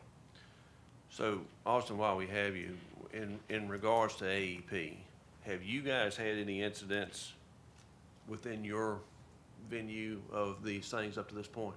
No, we actually have. Speaking to the mics of the people live. Oh, I apologize. So we actually have 4 projects. There's Buck Billsby, which is at our hydro facilities here in Virginia, and then there's Pomeroy and Midford in Ohio, and we have not had a thermal event at those. Okay, all right. So I'm going to transition into some statements, and I'm going to precede the statements with a comment that my comments are not going to. It's not to the tune of I'm supporting this one way or the other. However, I think as us, as commission members and board members, we need to be objective as we proceed through this. I come from a public service background, public safety background for over 35 years. I've been on numerous incidents of scale, significant scale, 2 of them being train derailments. And let me note that what you guys, or what we may fail to think about is the multiple times a day that a train runs through this county with God knows what on it, as we refer to in the fire service, methyl ethyl death, right? And I was actively on the scene of the 2 train derailments that we had in the city of Lynchburg through 2 years of my tenure over there. And they were an awesome event to see, and no fun to work. So I think we have to be objective when we look at a battery storage area to the scale of that compared to the other risks that we have right here under our nose in Amherst County that could happen at any given time. The city of Lynchburg never predicted to have 2 train derailments. One that caught an adjacent salt shed on fire, so we had to deal with that as well, right? The other one, which was downtown, which everybody I'm sure that's in this room remembers that event, and it was something to see, right? I think also when we're comparing, I've done a fair amount of homework on this battery storage unit fire in California, and yes, we're dealing with a battery storage facility, but I think realistically, we're comparing apples to oranges. This was a fixed facility, and as Mr. Rogers said, these things were stacked in their hand over fist, I'm sure. So a little bit different bear that we're talking about today. So again, I wanted to make those comments. Again, this is not, I am not putting myself out there in a position to sway someone way or the other, but I think as we objectively have these discussions, we have to think about the industries that we have in this county that has hazmat materials in them. They're subject to an incident at any given time, and they're going to produce products of combustion, as Mr. Martin was referring to earlier. And I can tell you that some of them are not going to be pleasant. So we already have associated risks, okay? Anytime we have industry of any type that produce things, there's going to be an associated risk to go along with it. So I felt like we needed to at least put that out there to make sure we're being objective with this whole discussion.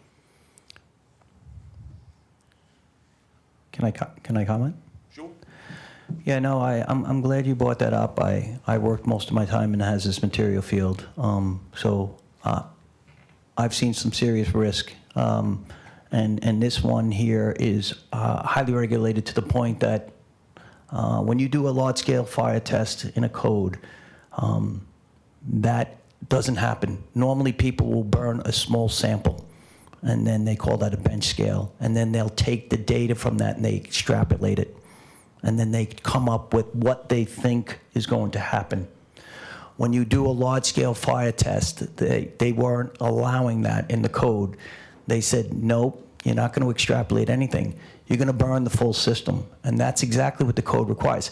That was one tough push when we were putting that into the code language to have people do that, because it's probably $1 million test, because you got to pay the lab, you got to pay all the workers, and then you have to bring in your product. And it's not just one product. You got to bring in your product, and you got to bring in the other products that are going to be adjacent to it, the target units as they mentioned before. So you have to actually burn your system and prove that if this thing were to fail completely, which is highly unlikely, that means they turn off all of the different safeties that are associated with it. They can't be part of the testing itself. They shut all of that stuff off, and they burn the system, and they have to show through validation that if this thing were to go on fire, they do not spread to the adjoining ones. All of that stuff is readily available for the code enforcer to take a look at. The data is available. And in Tesla's case, they actually have a narrative that actually explains exactly how the test was done and exactly what was collected as a result of that and what that data means for the large-scale fire testing. And I've never seen anything in all my life that, and I'm not saying it's not done, but I haven't seen anything to that scale where they actually have to go do large-scale fire testing and prove and validate that this stuff is safe. It was a big push, but that was the way that the committee went. And that's why I guess I feel kind of good that the risk is significantly low, and in the event that something did happen, that it's going to be isolated to the box itself. As we mentioned before, the one in Moss Landing was inside that big repurposed building before the codes were actually to the point of where they are today. Madam Chair, if you don't mind, since Mr. Young stepped out, I wanted to catch him in regards to a statement that Mr. Rogers made a moment ago. Nate, can you address now under the state fire code, under the building code, and for us here in Amherst, is anything being addressed, or is it anything in the guidelines now to address battery storage in a residential structure? Yes, so the NFPA. Mr. Young, if you don't mind, come up here so the people. We're going to put you on the spot, Nate. That's fine. Can hear you. That's what I'm here for. So yeah, NFPA 70 is the National Electric Code, and that does have requirements for how those battery storage systems in residential structures are used. There is specific locations where they're allowed to be. Typically, most of the Tesla chargers are set up to be in garages, which are already fire protected. So we've got that fire separation that's required under the residential code already in place before that system is placed in that garage. So there are some other standards that go by that. Also, one of the things in the conversation that we've had, there are codes that, which are the legal minimums that you can construct to, and there are standards which are requirements or recommendations to follow. Through what the fire code and the building code will do is we will set that minimum standard and make sure that everything has met that, whatever that prescribed minimum is, to be able to go forward. Okay, so I'm gonna play into this a little bit further. Okay? If I've already built my house and I go out and buy an electric car, right? I don't have to come to you to ask to put that infrastructure in, do I? You do. I do? You do. Okay. That's a significant electrical upgrade that you won't be able to accomplish without having the electrical permit that will bring us in. Okay, good, okay. Yep. And is it the same thing for people who put solar panels on their house? If they use battery storage, yes. Madam Chair, while you're up here, I guess for the FPA 855, I think in Virginia, they say that's a voluntary guideline kind of. It's up to the localities to adopt that as a standard to follow. Is that something we have adopted now, or is us putting it in an ordinance like this enough for us to say, hey, you gotta follow this and that's enough for adoption and whatnot? I don't know. Okay. To be perfectly honest, I don't know. I know that we would take the project, whatever was proposed to us, and work it through in a review status to be able to find out what that minimum was. But there is just simply too many variables for us to be able to stand here and say this would and that wouldn't, because just literally every single line would be a threshold. If this, then that. Ms. Wade, did you have any questions? Not right I think it's important to note that NFPA is a recommendation. Even in the fire service, there are recommendations for the locality, right?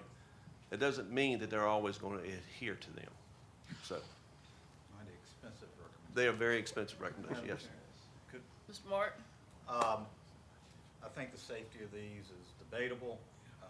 I'd like to switch gears a little bit, and I'm not sure who these questions would go to, and I'm not sure we're gonna get them answered today, but I'd like to put them out there. So my understanding is we're talking about considering this ordinance that would allow energy storage facilities in our agricultural zones and our manufacturing zones or industrial zones by conditional use permit, right? So agricultural, we'll set that aside for a moment, but on our industrial zones, you know, we're talking about taking what, a 10-acre, 20-acre site and allowing a battery storage facility. So, but the EDA comes to us all the time saying, we don't have enough industrial land, right? We need to rezone this land, we need to do this, we need to create jobs, we need to create these facilities. Why on earth would we take a piece of industrial land and convert it to a battery energy storage facility that during construction it creates jobs, after it's constructed it creates no jobs, right? Which leads me to my next question. Okay, you could debate, well, it takes energy off the grid during times of low demand and puts it back on the grid during times of high demand. Well, how does that benefit the citizens of Amherst County? Is the grid Amherst County grid, and is that going to lower our citizens' energy costs? Or is that Charlottesville, New York City, wherever it is, how does that benefit our citizens? Because you're asking us to take the risk, right, for it environmentally, but what is the benefit? So I'm guessing company, I'm not sure who the company is, if it's ESRG or whoever's gonna come in and build this, right? And who's gonna maintain ownership of it? Is it AEP? Well, if AEP takes ownership of it, then it gets put in State Corporation Commission, right? And very little to any tax revenue is generated off of it. So what does the county gain? We haven't gained jobs, right? We haven't gained lower energy costs, right? we've lost industrial land, so really, to me, the only people that benefit is the people that sell the land and AEP, right? So, can we look into those questions? Can I answer No. that in two ways? Wait a minute, let me finish. And then, you know, have we talked about the siting agreements that it's allowed by state code, right? Because that was put in code specifically to deal with those issues, right? And to me, if we're gonna move forward with this, we ought to have those discussions along with it, right? Because the whole siting agreement thing was to offset the loss in tax revenue, loss in jobs, so on and so forth. So go ahead. Do you want to allow? Well, I'm going to say, Mr. Eby, you're speaking as a member of the EDA, is that correct? Well, I can answer one of his questions as a member of the EDA, but also one of them as the landowner. So, I don't know how you feel about that. Board members, are you all okay with getting audience participation? Yes, no? That's a sour look. It's kind of a slippery slope. I tell you, why don't we do this? Why don't we take that question? Or Ms. under Saunders, Ms. Saunders says she could answer Okay, the part of the okay. EDA. That would That's- probably be the most appropriate Yeah, that course sounds of good. action. I don't think I'm an expert though. And Mr. Martin, Mm-hmm. I'm going to, the project they're talking about now, it's been, that land's been sitting there for quite a while. And it does benefit one of our businesses, but not only that, as you guys remember, GLAD, when we used to go visit GLAD, they always complained to us about going down, the power's going on, blip. And every time they have a blip, they've got to start all over. They have to clean that big tunnel thing, and it costs tons of money. Hopefully this helps with their redundant power. But also, I want you guys to think about the other industrial land that I've come to you numerous times on is the Dillard property. We see that battery storage, who has deep pockets, can help us develop some of that land. They're not going to get the prime location by any stretch of the mean. But there's tons of locations there on that 500 acres that they could go. And then they could help us build the roads and the infrastructure to get into that property. Because you know how much grading is going to cost. It's going to be out of our small pocket reach. But with these guys, at least we have that. Then the siting agreement is definitely another great resource of revenue. We were just talking about, I was at the office listening about how we need all these revenue resources. And a different source would be a siting agreement. So there's several different ways we can look at this. Yes, no, it's not any jobs. We would love to have a ton of jobs and a big manufacturing coming in. But if we do allow it, we want that special exception so we all get a say in where it's going to go. As far as the GLAD energy blip, I'm not exactly sure how this would benefit that. Well, hopefully, if we have that They're storing it, storing it, and then where is it going to go? Hopefully AEP will. I mean, it's not specific. It's on the grid, right? It's on the grid. Very great. But you release it out of controlled time. It doesn't release like that, right? So I'm not the anyway, expert. My other question, and I'm directing this to Mr. Bryant, because hopefully you can get, if the board, planning commission, whoever chooses to move forward with it. I know in an adjacent locality, there were 2 of these proposed, and they pulled out because they weren't cost effective. So if no more than 20 miles from here, these facilities weren't cost effective, how is this one going to be cost effective in Amherst County? Can anybody answer that? So can we get input on that? So I'd be very interested in the siting agreement. Where'd he go? Mr. Rogers. Did he leave? Oh, there he is. I mean, look, full disclosure, I didn't tell you, I'm the chief of Amherst Fire Department. Okay, so guess who one of the dummies is gonna be sitting there for 6 to 24 hours? Me and that guy right there and those guys. Am I excited about babysitting it for 6 to 24 hours? No, but that's what we do. What I want to make sure is, one, our citizens are safe, and my firefighters are safe, right? And, you know, other than that, if we just have to sit there and watch it burn, and there's no chance of, you know, contaminating the air and having to evacuate people, that's great, right? I think we can debate that. But these other questions, we really need to dig into that deeper before we move forward, right? At least for me. I mean, if the rest of you want to move forward, that's great, but do we need a separate siting agreement ordinance? Revenue share, I mean, these are different than solar farms, so there's no megawatt capacity on it, right? I mean, the solar farms say to do a siting agreements, I think it's 5 megawatts. It doesn't say that about the battery storage.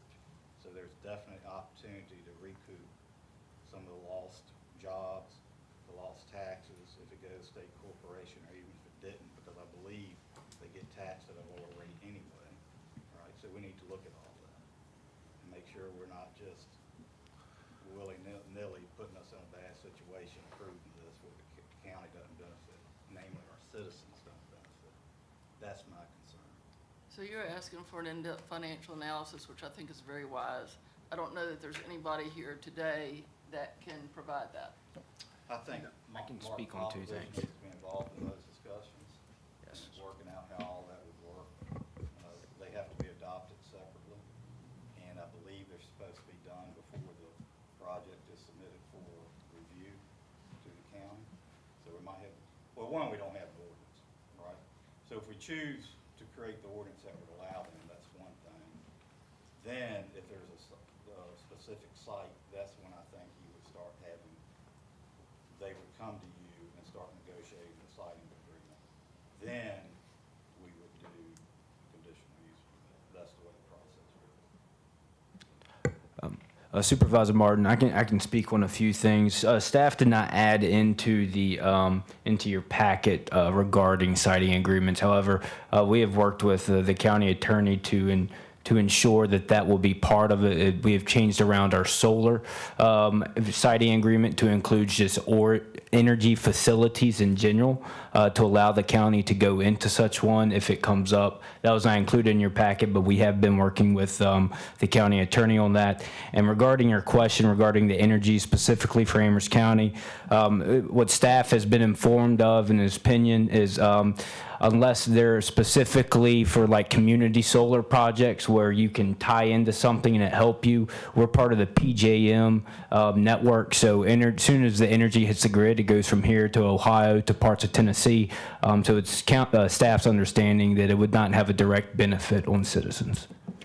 That's the Flash. Yes, sir. Y'all ever watch that show? Madam Chair. So that's why the siting agreement's there more. Madam Chair. Yes, sir. What's the, I guess with the billing and stuff on AEP, when they bill us, they have a peak hour, peak on, and a peak off bill that they would do. Battery systems, I was curious how that impacts the billing rates when that happens, so that way, when those peak on demands come, does that battery system, because you utilized it and charged it with the peak off time at a lower rate, does that mean that the individuals or people that are pulling power during the peak on get a less fee because now some power from the battery is being pushed in?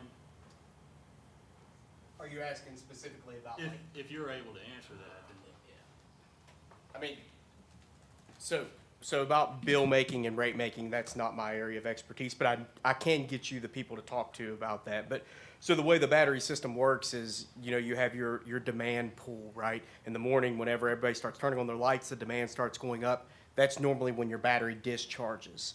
And then whenever the power consumption starts to go down, that's whenever it starts charging.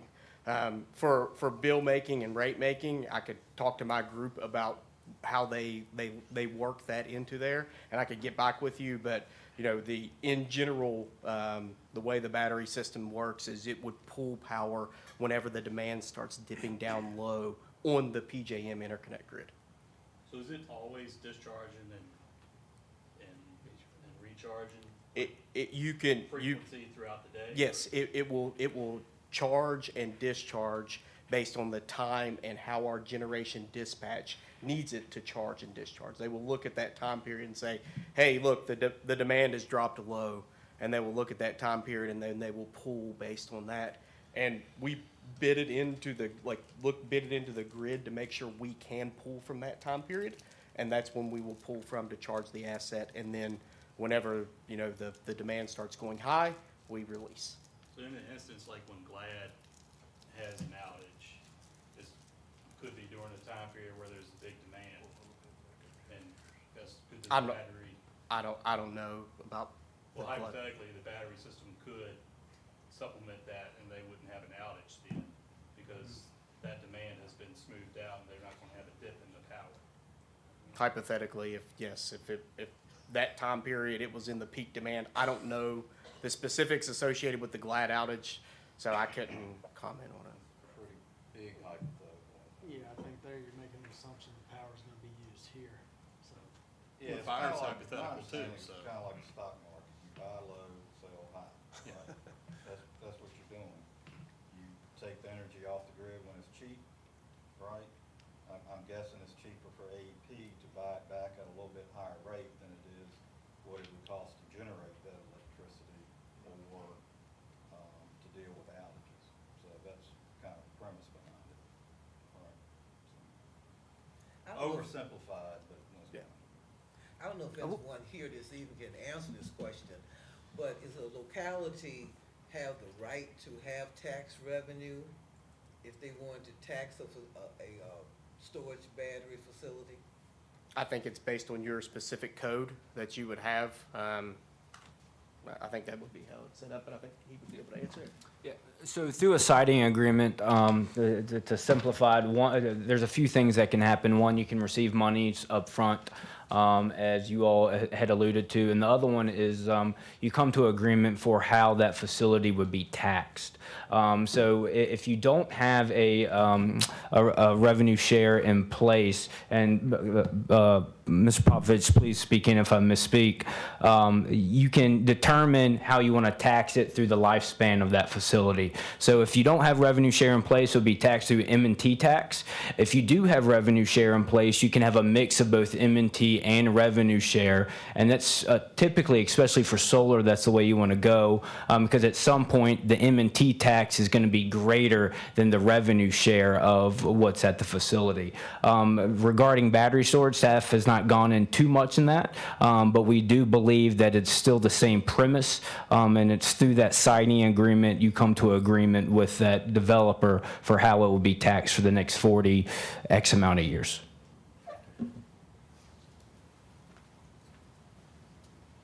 Chief Beam, do you have any comments you'd like to make or any questions that you would like to ask?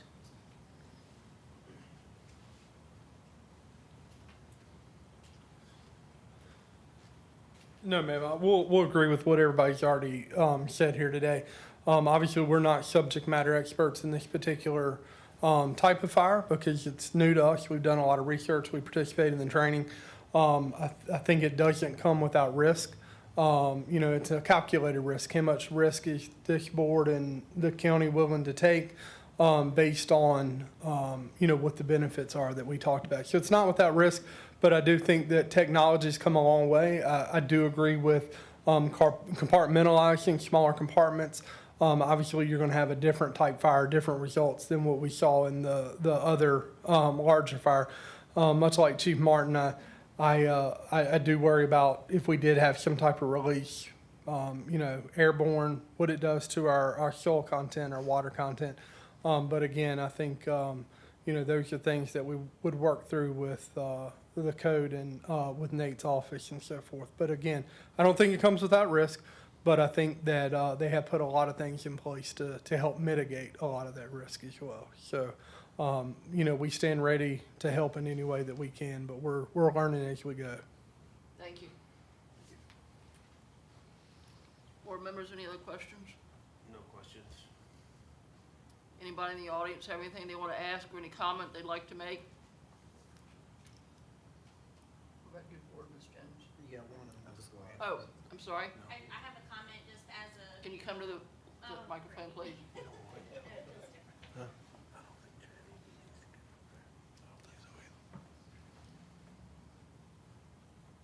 Hi, I'm Susan Schoening, a co-owner of Swissamation Virginia. We're actually located in the industrial park across from the site that is being proposed for this facility.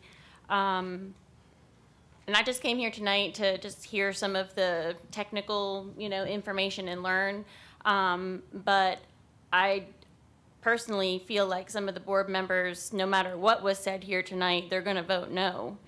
Just by the tone of some of the questions that were asked, I'm kind of embarrassed for our county that we're not being more open-minded, and feel like there was kind of a lot of bias brought into this meeting. And I just want to remind everybody that nothing in life is without risk, and we need to ensure that we are being helpful to the businesses in Amherst County.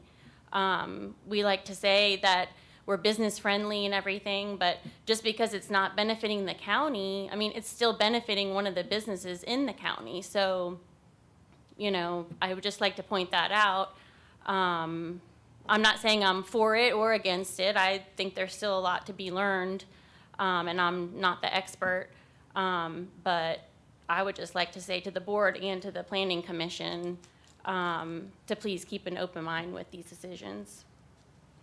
Thank you. Thank you, Ms. Schoening, and I can assure you this was for educational purposes, and we got to get smart on this stuff, because the energy needs of our country are not going away. And if we're going to attract businesses, we've got to have something to solve for that. Having said that, I think that we are being as objective as we possibly can. Yes, sir.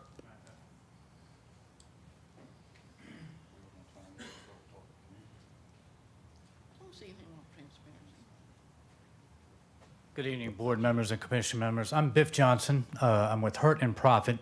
I'm also a citizen here in the county. We have been consulting to the county for a number of years on utility projects. Most recently, we've been doing a lot of economic development work with the county, consulting on a number of different sites. As we've been doing that work, one thing that we have come to realize is that every economic development project has energy tied to it.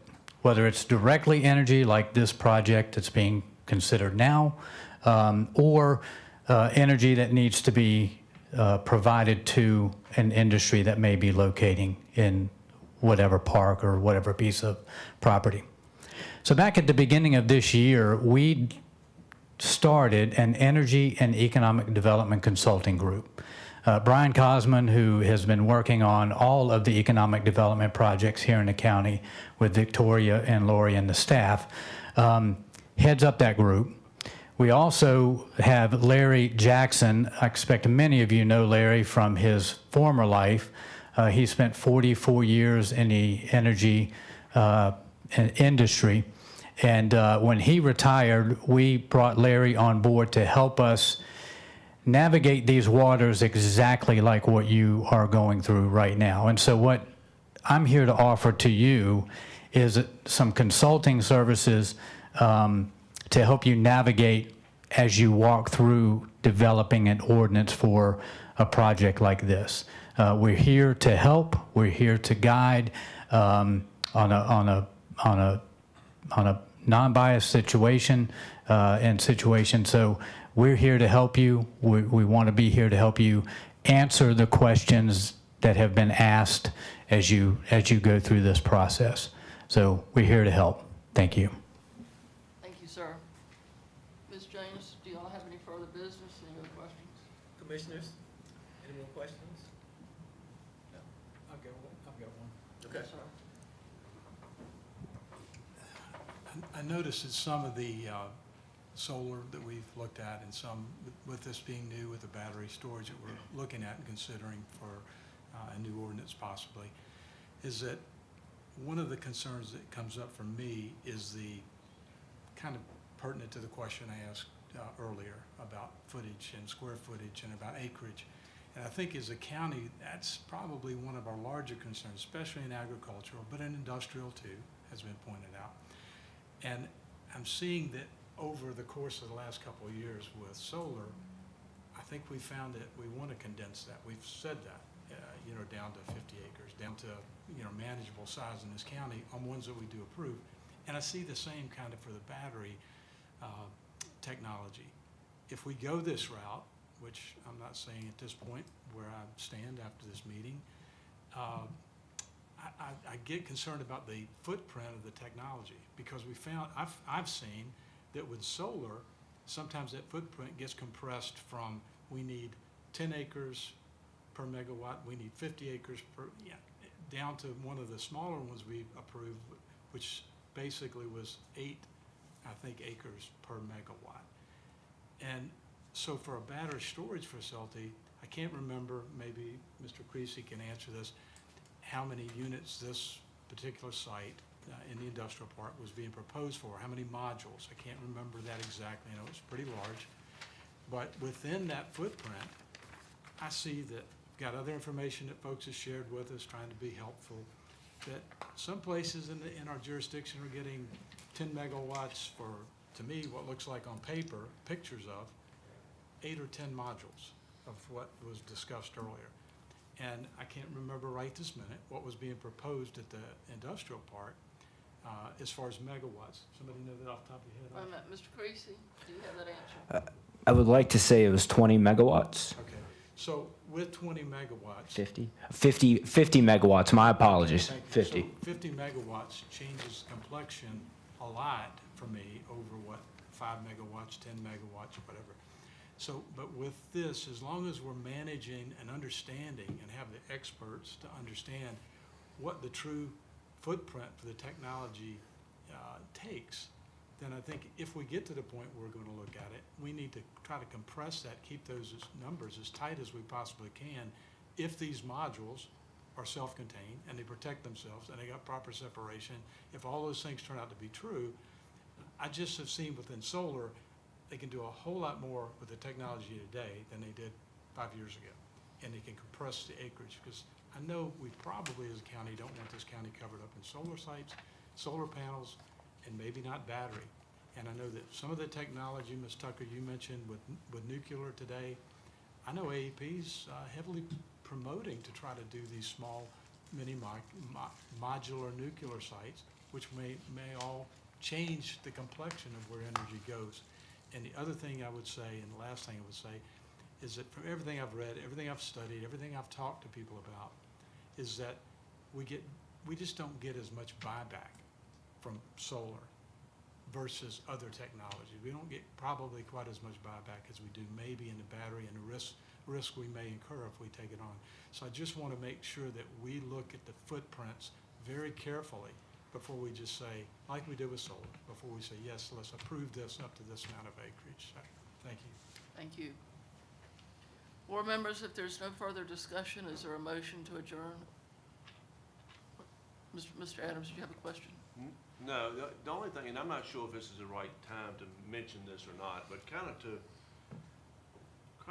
segue with Mr. Thompson was saying, and I appreciate Mr. Martin, whether this was intentional or not, when we were talking about it a moment ago, between when you look at the comprehensive plan that you guys graciously put in our packet, at this point in time, I think there's a place for everything, right? And I appreciate you making the comment where we have refined this solar ordinance that we have to control it, because Ms. Tucker, you and I are, not that everybody's not, but we're passionate about our farmland, right? And I don't want to see all of our farmland covered up with solar panels. I'm going to make a bold statement just for my opinion. I'm not in favor of battery storage areas being in our A1 district. I think there's a place, if we get to that point, I think it's a place for these, but I don't think it's in the A1 district, right? Obviously, that's where our wide open footprints are at, but again, I just don't, I felt like I needed to at least mention that part of it, because that's been weighing heavy on me as well, but anyway, that's it. Thank you. Well, before we adjourn, I just want to reiterate that we're not taking any action. We've heard a lot of information here tonight. I really do appreciate everybody's time and your inputs and your subject matter expertise. Appreciate the input from and the willingness for the Planning Commission to work together on this. I think it's extremely important. So from the Board of Supervisors' perspective, we will take this under advisement, and we will talk about it. And when we put it on an agenda, it will be public. Mr. County Administrator, is there anything else we need to say? I would like to add, I would like to add how you said, being a citizen of this county, all my life, we got to also look to the future. And we got to start moving, because what we do today will affect our future. And I'm hoping that in the long run, as we work through these battery storage issues and things like that, we don't carry prejudice nor bias with us. We look at the facts and we go with this, and we make a wise decision that benefits our county and our citizens, as well as our land usage as well. Thank you. Board, is there a motion to adjourn? So moved. Motion on the floor by Mr. Adams, all in favor say aye. Aye. Those no, Board of Supervisors is hereby adjourned. Planning Commission, we need a motion to adjourn. Motion to adjourn. Probably moving a second, all in favor? Aye.